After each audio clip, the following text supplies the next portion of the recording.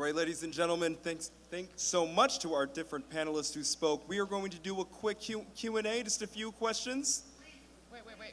Here, we're going to talk here for just a little bit. Right, okay. Then we'll take like 3 questions, but they need to come right to the front right here. Yes.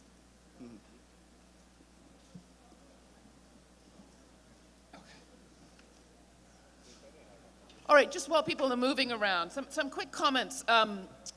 I had a question for you, Chris, about surveillance and what function you think the surveillance state is,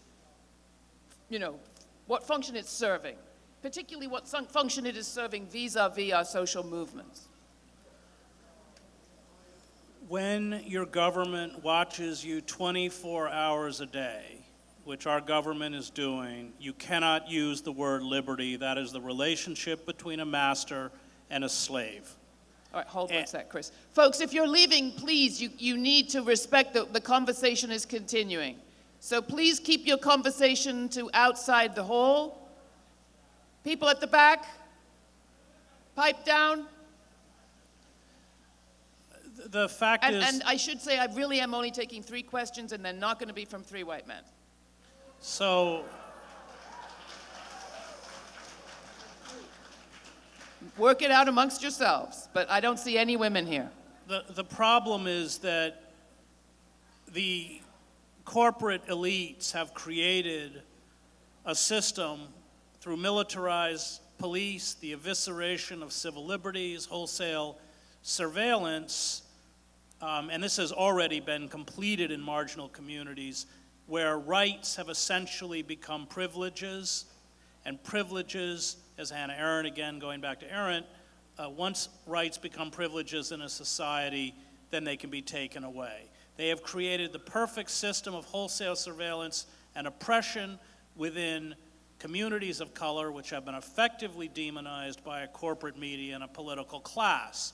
And the consequence is that when the rest of the population becomes as restive, all of the mechanisms are in place at the flick of a switch, so that we begin to suffer the excesses of power that we are culpable for because we did not stand up for poor people of color when the Constitution was being shredded in front of their face.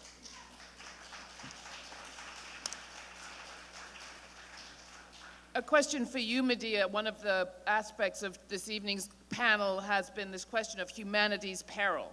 All this militarism, all this capitalism is putting humanity at peril. You travel.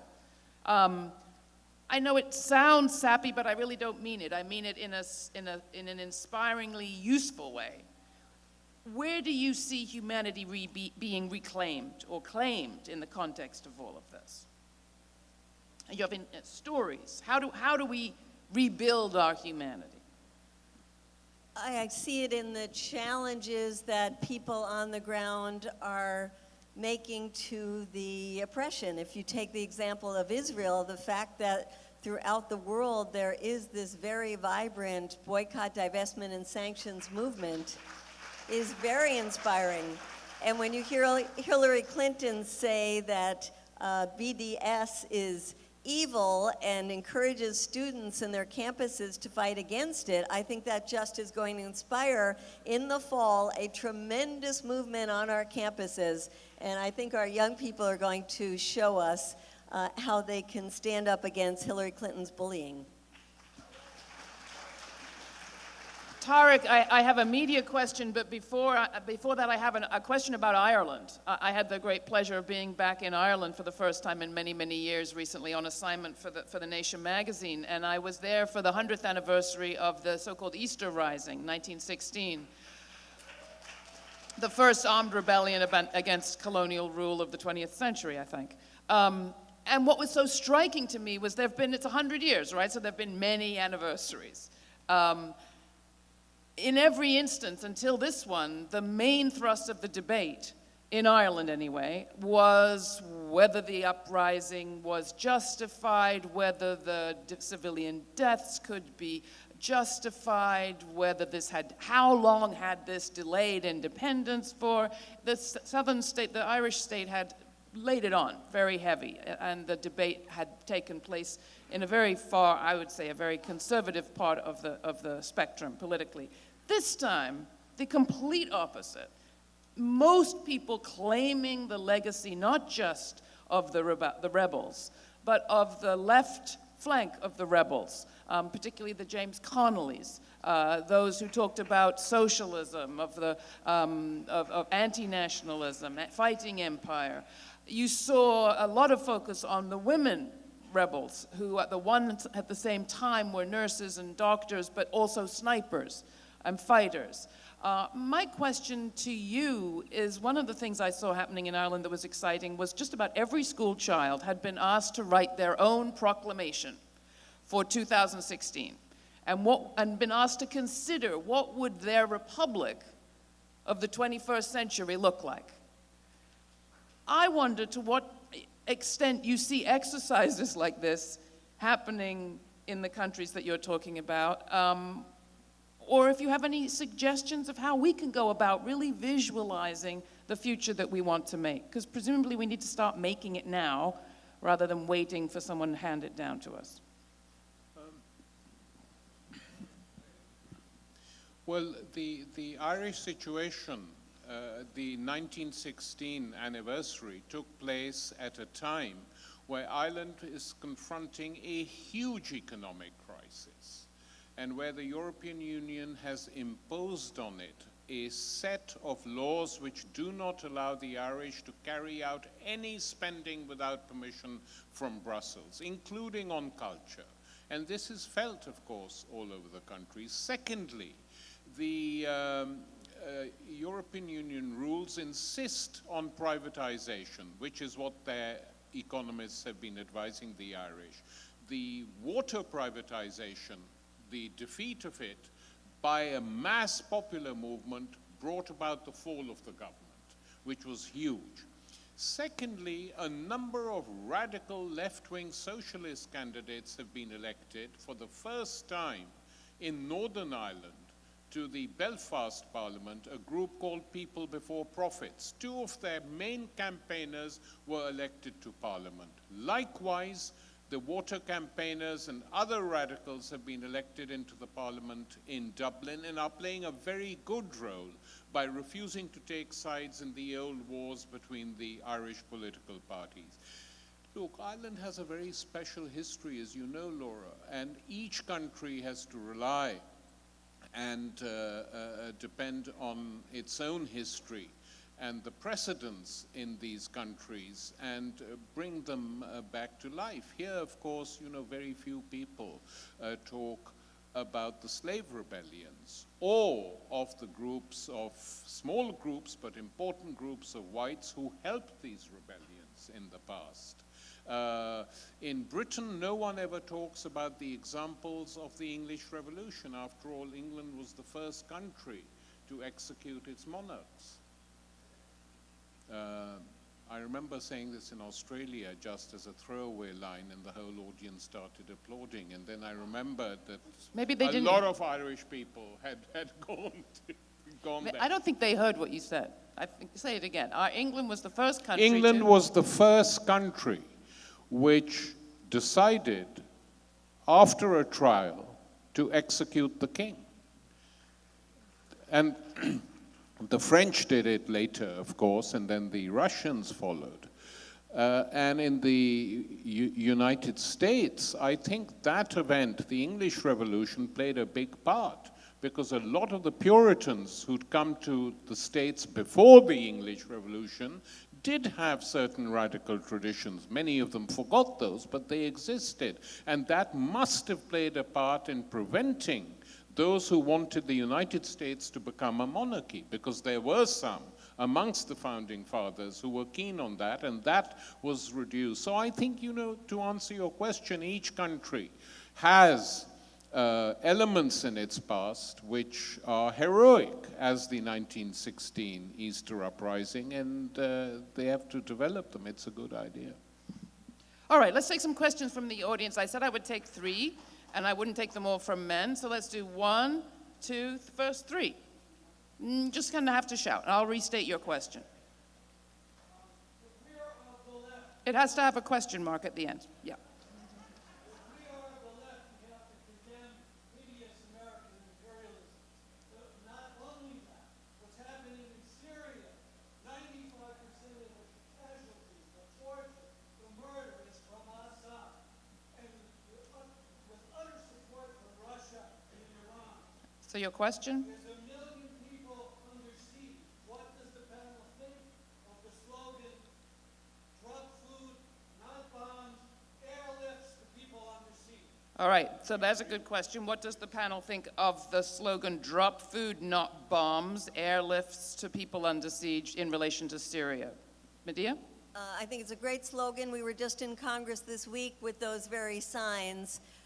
And I agree that we have to say to our government that it is not doing its part to make sure humanitarian aid gets to the besieged communities in Syria, and it certainly is not doing its part to allow Syrian refugees into this country. We should be taking in over 100,000. The goal of 10,000 is ridiculous, and we've only taken in 1,300, which is shameful.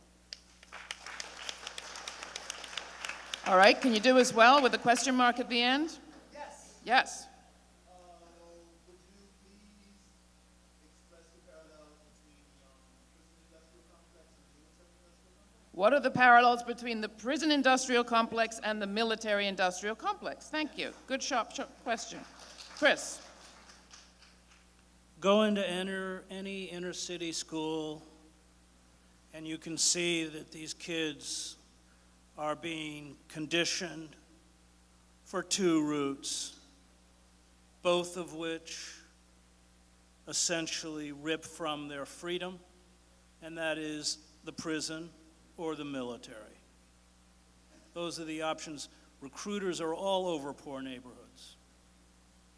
And when you are in the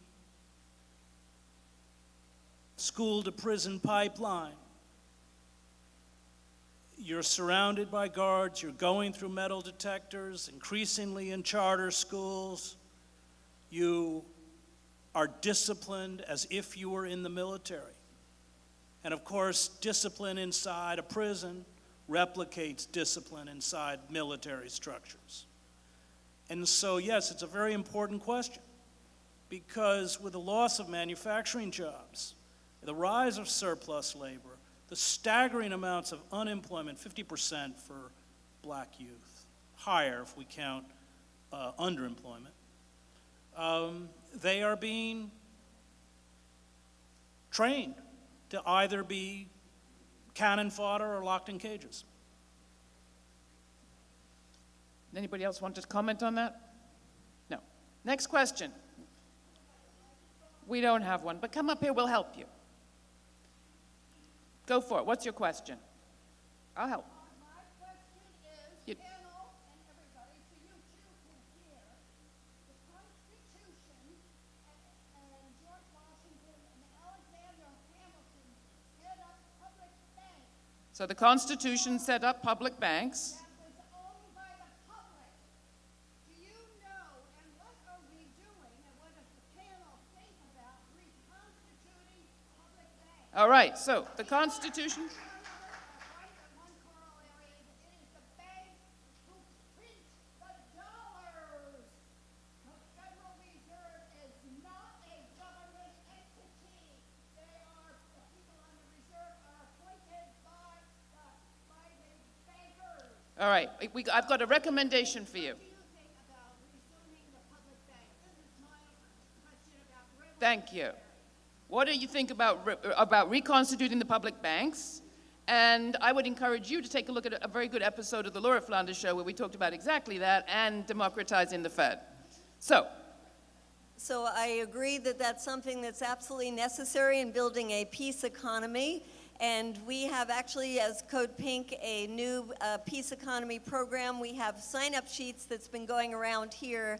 If you haven't had a chance to see it, please come up after and sign up so we can work together to build public banks, to build public institutions, and to build the kind of localized economy that will take the power away from the corporations. Tariq, let me get you to come in on this. As I understand it, the Labour Party under Corbyn has actually pledged some public money to these kinds of initiatives, worker cooperatives in particular. Yeah, they have done that, but between pledging them and winning an election and coming to power, who knows what's going to happen? You know, one has to be realistic about that, because the pledges Corbyn has made, some of them are very huge. There's going to be a big fight to renationalize the railway system in the country, which is a very popular demand supported by between 60 and 80% of the population. And this has been the case for many decades. He's the first political leader who said we're going to do it. The EU is going to fight him, saying it challenges some of the competition rules in the EU. The Conservative Party and half the Blairites in his own party. So on every single thing there's going to be a huge struggle. And if it's just left to Parliament and debates in Parliament, it won't get through anything. You have to have big mass movements, popular movements from below, like the movement that finally elected him, to be kept up, to maintain support. Without them, I think it's going to be difficult. All right, I need to take a group conscience here. We had said 3 questions. Shall I take 3 more? Yeah. All right, 3 more. Quick, come on up. When Germany gives a so-called bailout or a loan to Greece, is that added to the principle? When Germany gives a bailout to Greece, is that added to the principle? Question. Well, it is. And most of these bailouts given to Greece, they are not bailouts. It's money given to Greece so they can pay back the interest on what they borrowed before. Very little of that money actually goes to the Greek people, who are suffering real privations at the moment. I cannot even begin to describe how awful the situation in Greece is. When the Greek people wanted change, 61% of them voted to break with all these measures. They strengthened their government. Unfortunately, their government capitulated to the European Union. Quickly, I'm not sure if anyone is in the line wants to ask this question, but I want to make sure that we do get each of you to respond just briefly to the question of what is happening in Latin America right now. Destabilization in Argentina, Venezuela, Brazil. We haven't mentioned this so far, but I don't want to have the evening close without getting there. Well, I think we have 2 sort of associated phenomena. One is that the State Department, i.e. the United States, has been trying to weaken, destabilize the Bolivarian governments, the progressive governments in South America, ever since they came into office. So that is nothing new, and they weren't able to do it. And one reason why they are able to do it, as the decline in the price of basic commodities, i.e. oil in the case of Venezuela, has meant a huge economic crisis in that country, which they haven't been able to tackle. It's not easy. I mean, though some of the good advice was rejected. Similarly, in Argentina.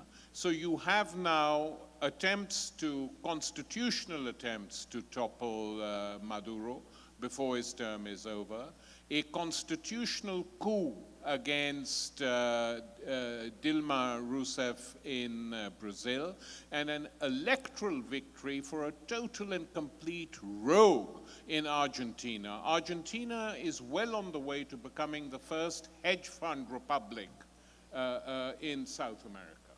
Thank you. All right, quick question from you.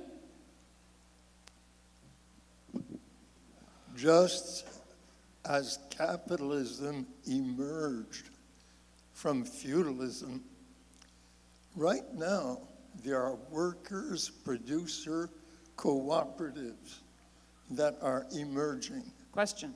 The problem is the system, and the system is capitalism. All the reforms, Your question. all the movements. My question is, do you see that the approach of workers, producer, self-organized cooperatives on the model of Mondragon in the Basque Country, that really this is the future because it confronts and it deals with the issue of the system. All right, great question. Which is capitalism, question mark. Thank you. So, Do worker cooperatives help? so I think this has a lot to do with the last question about the public banks, because you need public banks to be able to give out loans to worker cooperatives, because the commercial banks are not going to do that kind of thing. And you need worker cooperatives to have decentralized power. And I think when I talked about a localized peace economy, that's what we're talking about, is new ways of organizing. So thank you for bringing that up. And once again, if you want to work with us at Code Pink, come and talk to us. Jody Evans right here is in charge of our local peace economy campaign, and we need more folks to work with us. Great. And I would just say exactly these kinds of topics of worker democracy, of transformation of the workplace, and of relations of production and distribution and consumption are the sorts of things we talk about on a weekly basis on the Laura Flanders Show. So check it out. All right, the three of you, come on up here. Our friend with the co-op question modeled a fascinating initiative. Okay, quick. I'm going to hold this. You're going to come up with a great question. Oh, Yep. well, the first thing I want to say is, in this society right now, a white male is not necessarily white, and they are not necessarily male, and I don't think the white males that are here are the ones that we are against. So in the interest of unity, I want the white males to know that they are equal to what I would have to say. Now, my other question is, 90% of my students are pro Bernie Sanders. I got the feeling that he was written off, yet I've never seen Hillary Clinton as threatened as she is right now, and she even just said that she would consider Bernie Sanders as her vice president. So, what I'm saying is, why is there a feeling, whether you're pro or against Bernie Sanders, that he's to be sort of written off to be in a position of power and control, even if you don't agree with everything he says? All right, good question about Bernie. Come on, your question, and then we'll get answers from our panelists. We're going to get answers. I'm just curious what we all think about how do we get beyond geopolitics of separation and competition into like a unified planetary synergy, and like what is beyond this paradigm of political struggle on a global scale? All right, and the last one. Yes, this is on the subject of surveillance. People talk about using encryption to protect our data, but the NSA has methods of surveillance that you can't encrypt. They have a grid of space satellites with interferometry that 3D holographically scan our homes, brains in effect, and my friend in the Department of Defense works for them. DrRobertDuncan.com has info from him. He claims they're spying on us, and they've attacked people with radiation. We want to know what we could do to get this stopped and get people covering this issue. And NSA whistleblower William Binney and Russell Tice support us, and we have videos of them on the site backing us as victims. So three sort of macro questions there. One about what are we writing off Bernie Sanders given what sort of a threat he seems to be posing to Hillary Clinton? Two, what do we do to get onto a more harmonically convergent sphere and plane? And three, what do we do about the possibility that we're being spied on? Well, let me address the issue of Bernie Sanders, because I don't write Bernie Sanders off. In fact, with Shama, she and I encourage Bernie to run as an independent, and Shama now has a petition up. What's the called? Shama?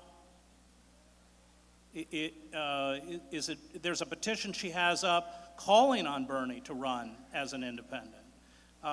So no, far from writing Sanders off, I think that both Shama and I were concerned from the beginning that he would be strangled by the Democratic establishment, as he has been, and that we have to begin to build. And if we are encouraging Sanders to revoke, given the fact that the election was stolen from him, revoke his commitment to support Clinton, and with his agenda and the money that he's raised and the enthusiasm that he's raised step outside the system and begin to build a movement. So I'm not writing Sanders off. Following up on that, I think I was reading the Washington Post the other day, and it had a screaming headline that said, "The majority of millennials have a more favorable view of socialism than capitalism." That is quite astounding, and that is thanks to Bernie Sanders. So Bernie Sanders has done something amazing for a young generation that treats this old curmudgeon like a rock star. And they are taking in what he said, and they are going to use it in different ways, and that is to build a different system in this country. So nobody, I don't think, here is writing off Bernie Sanders. We say thank you, Bernie, for the opening that you've given to a lot of people, especially the young generation, and let's be inspired by that and hopeful that they are going to say socialism is the way we want to go, and we're going to build it in a 21st century that fits what we want in the United States, and that's very exciting. I think harmony and convergence is left for you, Tariq. No, I want to say a few things about Bernie too. Because the campaign's having a huge impact globally. People can't believe what they're watching on the web, not on their television screens, but certainly on the web, is these huge mobilizations. And it would be a big tragedy for the United States if these mobilizations simply disappeared once Hillary gets it. I think she has got it. There's no point in pretending she hasn't. I mean, if she didn't, I'd be delighted. But I think she has. So the big question is, you build a movement, an important movement, a democratic movement, a movement which talks about socialism, about dealing with the banks, but we can't, for the future, limit this movement to the electoral cycle of US politics. Something needs to be done. And it will happen if that's what the kids want to happen. And I note that the young generation, today's generation, has no problem with dinosaurs. Either here you have Bernie, or in Britain where we have Jeremy Corbyn. Both of them are virtually the same age. And that is not what's affecting people. What is attracting them is the ideas which they are putting forward, which many people respond to. The question is how to take these movements further.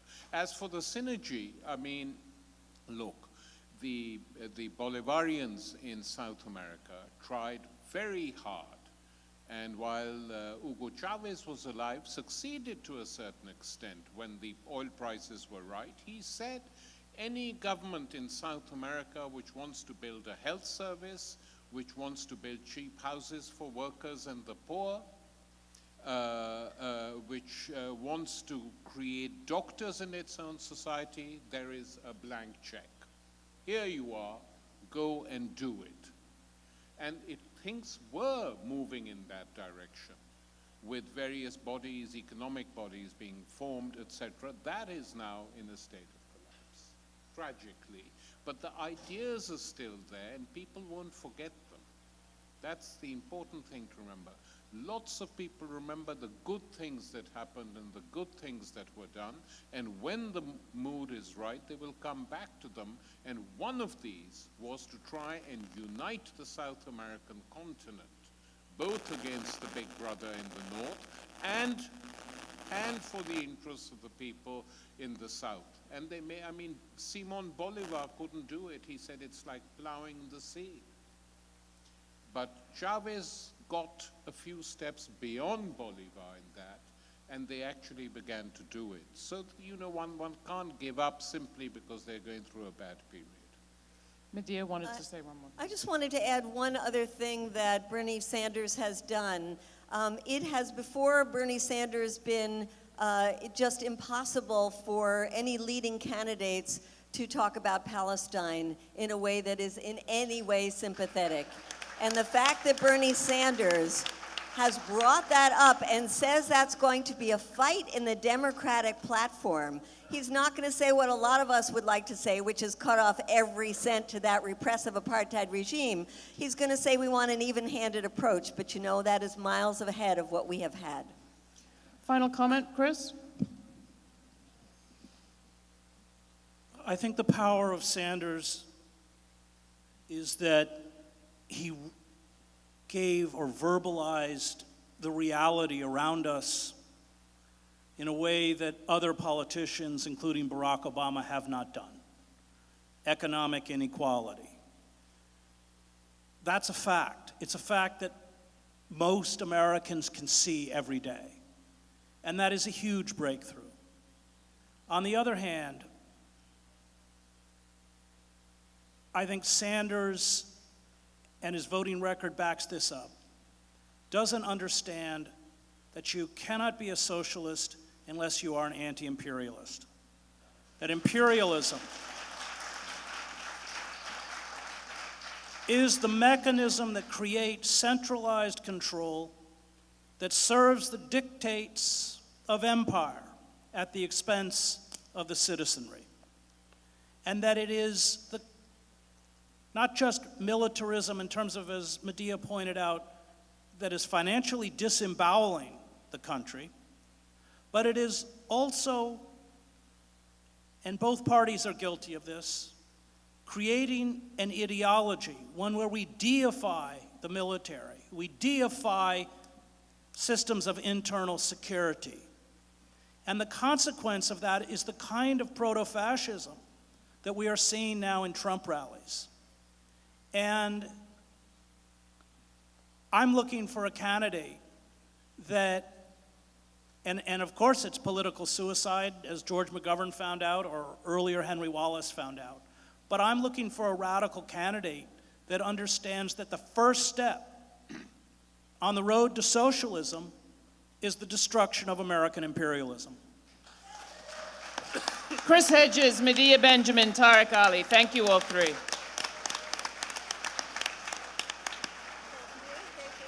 Have a great forum, everybody. See you tomorrow, bright and early.